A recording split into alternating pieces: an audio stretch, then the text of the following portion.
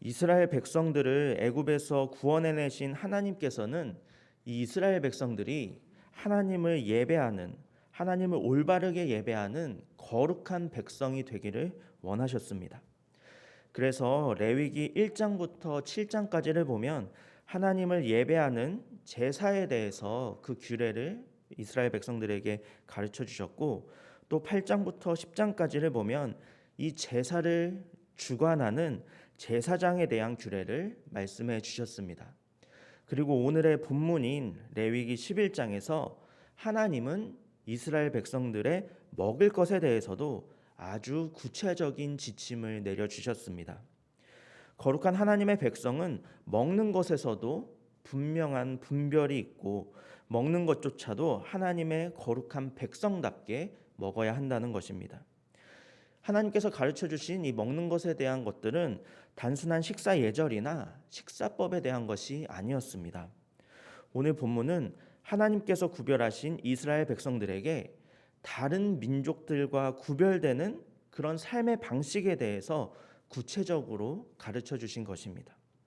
즉, 이방 민족들은 아무 것이나 먹더라도 거룩하게 구별된 이 이스라엘 백성들은 하나님께서 거룩하게 정하신 것만을 먹음으로써 구별된 삶을 살아라, 이렇게 말씀하신 것입니다. 레위기 11장을 보면 이스라엘 백성들이 먹을 수 없는 그런 부정한 동물들에 대해서 기록이 되어 있습니다. 네 발 달린 육지 동물, 날개가 달린 조류, 그리고 곤충 가운데서 먹을 수 있는 정한 동물과 먹을 수 없는 부정한 동물들에 대해서 기록이 되어 있습니다. 특별히 오늘 본문 29절에는 땅에 기어다니는 그런 길짐승 가운데에서 부정한 동물들에 대해서 기록되어 있습니다. 두더지, 쥐, 도마뱀, 카멜레온, 이런 것들은 부정하여서 먹을 수가 없었습니다. 심지어 이런 부정한 동물들의 시체가 닿으면 그 시체가 닿은 그 물건까지도 부정해졌습니다. 그런데 특이한 점은 오늘 본문 32절에 보면 이런 부정한 동물의 주검이 나무 그릇에 닿거나 의복에 닿게 되면 그 그릇과 의복을 저녁 때까지 물에 담그어 놓아야 했다라는 것입니다. 요즘이야 웬만한 가정집에는 그릇들이 여분이 충분하게 있습니다. 그래서 한 그릇이 더럽게 되면은 다른 그릇을 사용하면 그만입니다. 한 그릇이 부정해지면 다른 그릇을 얼마든지 사용할 수가 있는 그런 상황인 것입니다. 하지만 이 당시에 광야를 이동하고 있었던 이스라엘 백성들은 계속해서 쉬지 않고 이동을 해야만 했습니다.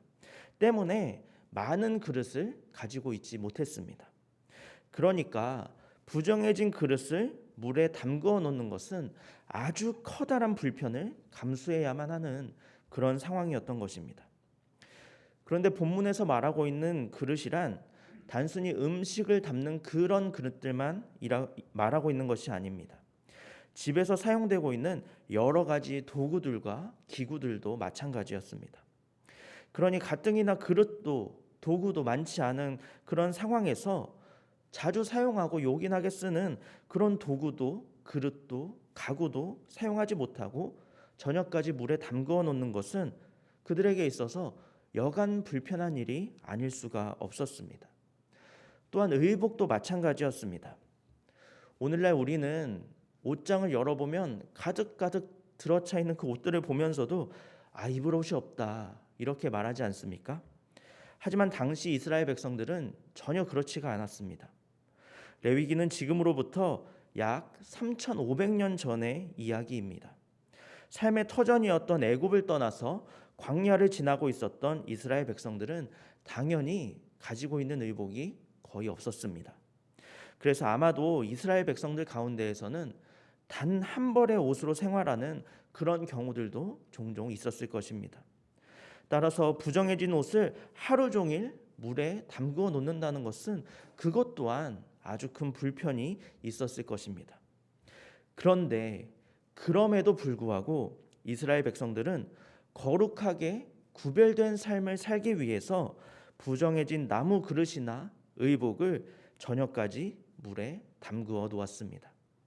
하나님의 거룩한 백성으로 살기 위해서는 어떤 불편함도 또 어떤 희생도 감수할 수가 있어야 한다는 것입니다. 하나님은 부정한 것이 그릇이나 의복에 닿는 것을 결코 가볍게 여기지 않으셨습니다. 마찬가지로 우리는 죄가 우리의 삶에 나타나는 것을 결코 가볍게 여겨서는 안 될 것입니다. 죄는 조금만 방심해도 어느새 눈덩이처럼 불어나서 우리의 삶을 파괴시킬 만큼 아주 강력한 권세를 가지고 있습니다. 따라서 하나님의 말씀대로 살아가는 것이 우리의 일상 속에서 조금은 불편할 수 있을지 몰라도 거룩함을 유지하기 위해서는 그러한 수고와 불평과 희생을 감수해야 한다는 사실을 기억하시기 바랍니다.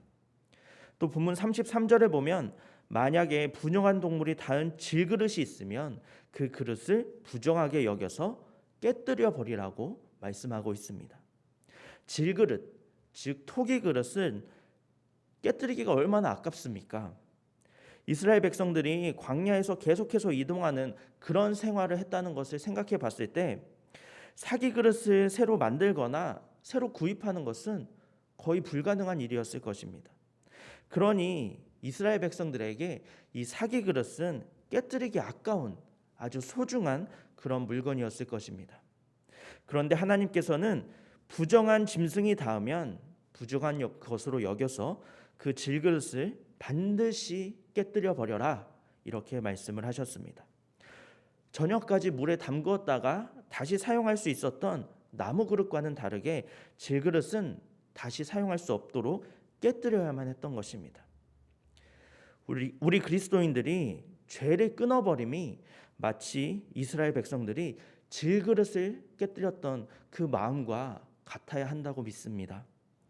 우리의 영혼을 하나님으로부터 멀어지게 하는 어떤 것이든지 우리는 아깝지 않게 여기고 그것을 깨뜨려 버릴 수 있어야 합니다. 그릇이 아까워서 깨뜨리지 못하는 사람들이 있듯이 오늘날 많은 사람들이 하나님께서 끊어내라고 말씀하시는 그런 죄악 앞에서 돌아서지 못하고 있습니다. 하나님께서 이런저런 죄와 습관은 이제 너의 삶에서 과감하게 끊어내고 잘라내라, 이렇게 말씀하심에도 불구하고 그 죄를 끊어버리는 것이 너무나 아깝게 느껴지기 때문입니다. 죄가 주는 그 달콤함, 그 유혹에 빠져서 죄를 끊어내지 못하고 있는 것입니다. 부정해진 질그릇을 깨뜨려 버리는 모습은 죄를 해결하기 위해서는 경제적인 손해도 감수하고 있음을 의미합니다. 이처럼 때로는 하나님 앞에서 거룩하게 살기 위해서 경제적인 손해도 볼 수 있어야 합니다. 하지만 돈이 아깝다고 죄를 버리지 못한다면 결국에는 그 죄가 우리 영혼의 올무가 되어서 하나님과의 친밀한 교제를 방해하게 됩니다. 우리에게 어떤 경제적, 시간적, 물질적 손해가 따르더라도 반드시 거룩함을 지키기 위한 하나님의 말씀에 순종할 수 있어야 합니다. 하나님께서는 성도들의 삶의 정결함을 회복하고 그 거룩함을 지켜내는 것을 삶의 우선순위로 삼기를 원하시기 때문입니다. 사랑하는 성도 여러분, 질그릇을 깨뜨리기가 아까워서 부정해진 질그릇을 아직도 갖고 있지는 않으십니까? 혹시 하나님께서 끊어내라고 말씀하시는 그런 죄가 있음에도 죄를 끊어냄으로 인해서 발생하는 그런 손해를 생각하면서 계속해서 죄를 끊지 못하고 죄와 함께 살고 있지는 않으십니까?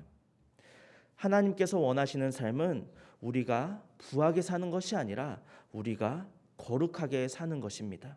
하나님의 백성답게 사는 것입니다. 부정해진 그릇을 깨뜨리라 말씀하신 하나님의 말씀에 따라 거룩함을 지켜내기 위해서는 어떤 손해도 기꺼이 감수할 수 있는 하나님의 구별된 거룩한 백성으로서 살아가시는 저와 여러분이 되시기를 바랍니다. 함께 기도하겠습니다. 거룩하신 하나님, 주님의 백성으로서 주님의 거룩함을 닮아야 함을 알고 있지만 지난 우리의 삶을 되돌아볼 때 거룩하기보다는 세상의 풍조에 쉽게 물들어 거룩함을 잃고 살아왔던 부끄러운 모습들 뿐임을 고백합니다. 주님, 알면서도 행하지 못하고 거룩을 쫓지 못하는 우리의 연약함을 불쌍히 여겨주시옵소서. 우리는 거룩한 존재가 아니고 우리의 힘으로는 결코 거룩해질 수 없음을 고백합니다. 주님의 은혜로 우리를 덧입혀 주시어서 거룩해질 수 없는 우리를 거룩하게 하시고 또 그 거룩을 지키기 위해서 날마다 주님을 바라보고 주님을 의지하며 주님과 함께 동행하는 우리 모두의 삶이 될 수 있도록 역사하여 주옵소서. 감사드리며 예수님의 이름으로 기도합니다. 아멘.